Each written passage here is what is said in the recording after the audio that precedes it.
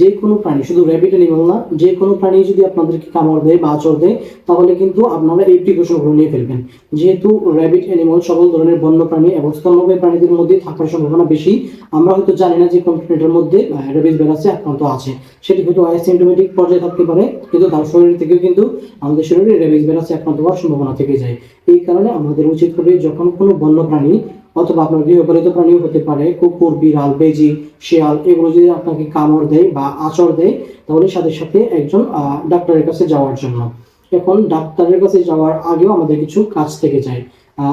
আমরা যখন কোনো কুকুর বা বিড়াল দ্বারা আক্রান্ত হবো বা কোনো প্রাণী দ্বারা আক্রান্ত হবো তখন আক্রান্ত স্থান কমপক্ষে 15 থেকে 20 মিনিট সাবান পানি দিয়ে ভালোভাবে ধুবো। এটি হচ্ছে আমাদের র্যাবিস অ্যানিমালে কামড় দেওয়ার সর্বপ্রথম কাজ।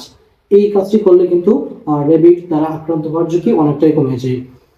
তাহলে আমাদেরকে আরেকটা কথা মনে রাখতে হবে, আমরা যখন সাবান পানি দিয়ে ধুবো তখন কিন্তু আমাদের পানিটা চলমান পানি হওয়া লাগবে, যেমন টিউবওয়েলের পানি অথবা মোটরের পানি অথবা ট্যাপের পানি। জমা থাকা পানিতে কিন্তু এই ক্ষতস্থান পরিষ্কার করা যাবে না। ঠিক আছে? তাহলে আরেকটি কথা আমরা মনে রাখবো যে এই ধুয়ে ফেললে কিন্তু কোনো সমস্যার সমাধান হয়ে যায় না। তখন সাথে সাথে আমরা কি করব, আমরা হচ্ছে একজন ডক্টরের কাছে যাব, ডক্টরকে দেখাবো। তারপর যদি ডক্টর মনে করেন যে আপনার ভ্যাকসিন নেওয়া উচিত বা ভ্যাকসিন না নেওয়া উচিত তখন তিনি আপনাকে এই বিষয়ে বিস্তারিত বলবেন। এখন আমাদের প্রশ্ন হচ্ছে এই যে ভ্যাকসিনগুলো আমরা কোথায় পাবো? এটা শুনে আপনারা সবাই খুশি হবেন যে র্যাবিট অ্যানিমালের যেহেতু এন্ডেমিক এরিয়া বাংলাদেশ, এই কারণে বাংলাদেশ সরকার প্রত্যেকটা উপজেলা লেভেল থেকে শুরু করে সর্বোচ্চ পর্যায়ে এই র্যাবিট ভ্যাকসিন কিন্তু সুবিধা রেখেছে এবং সেটি বিনামূল্যে পাওয়া যায়।